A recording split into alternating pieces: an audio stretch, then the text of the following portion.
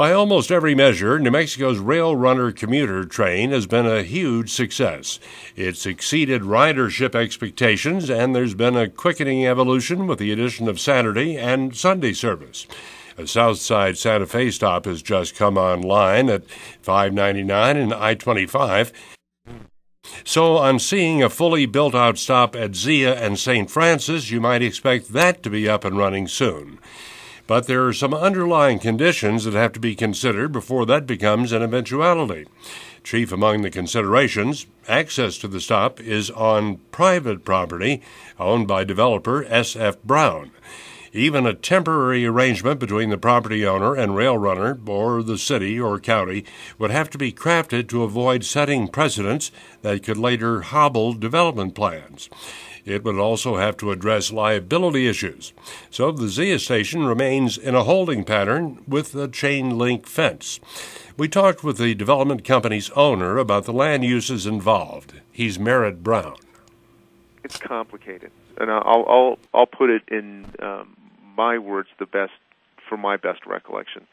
When the rail runner was determining that they were coming into Santa Fe, the state of New Mexico told the city of Santa Fe, look, the only train stop that we're committing to is at our South Capitol complex where the highway department is. And the city said, well, all right, well, we'd like you to also to bring it all the way into downtown into the rail yard.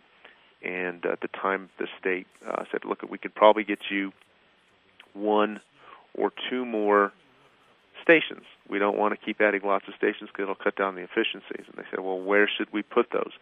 So the group in charge of determining where those train stops should be was the Metropolitan Planning Organization, and it's a combination of city and county elected officials that deal with region-wide transportation issues.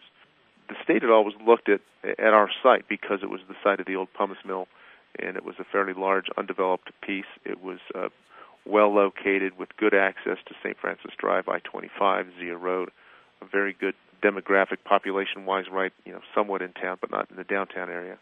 And they thought it would make a good location for a station. In the discussions with the MPO, there were a few city elected officials on there said, well, look, we think this could be a good stop, but we don't want the approval of a train station to be any kind of de facto land use approval for the surrounding areas. The developers are going to have to come into us with some kind of plan, and we'll have to analyze it as we would any land use proposal that would come before the city. That's exactly what all parties had agreed to. And the opening of that station, there was some concern that if they started to open up that station before any kind of land use approvals were out there, you'd almost get kind of a grandfathering in, or prescriptive uses would happen that weren't necessarily the intent. When the MPO approved the Zia station location, it was kind of stated almost very pointedly that they did not want the Zia station location to become a park and ride, large parking lot with just commuter type traffic going in there. They really wanted to be designed more as a local neighborhood based transit stop. And right now, to access the train station, you'd have to cross private property, which is our private property, our property. You can't really get to the tracks without coming across our lands. Brown says he understands the questions being put to city and county officials. There has been more and more discussion and request for how can we get that station open, how can we get that station open, we being the kind of the public. And I know the MPO's getting questions, the rail runners getting questions, City of Santa Fe's getting questions being requested. And our position has been that we are, as landowners, we are willing to discuss some temporary access means, but we would like to hold those discussions once we've had a chance to at least submit our development plans for the entire 20-acre parcel, so that they can then analyze what's going to be a decent temporary location. If we've got a building proposed in one location that they would like to put a parking lot on, it doesn't make any sense. Then we'd have to start moving that around as that project progresses. So we think it's by us having a plan at least submitted to the city staff, not approved, not gone through the whole process, that it becomes at least a starting point to discuss how we could get those temporary facilities available. The city's also looking at kind of liability issues. What would they have to have in place to make sure that it's a safely operating station?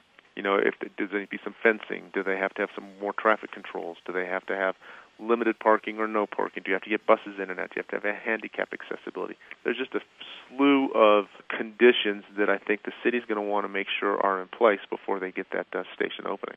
It's been a year since Brown originally announced development plans that could include a mix of residential and commercial units on his land. Has anything changed in the meantime?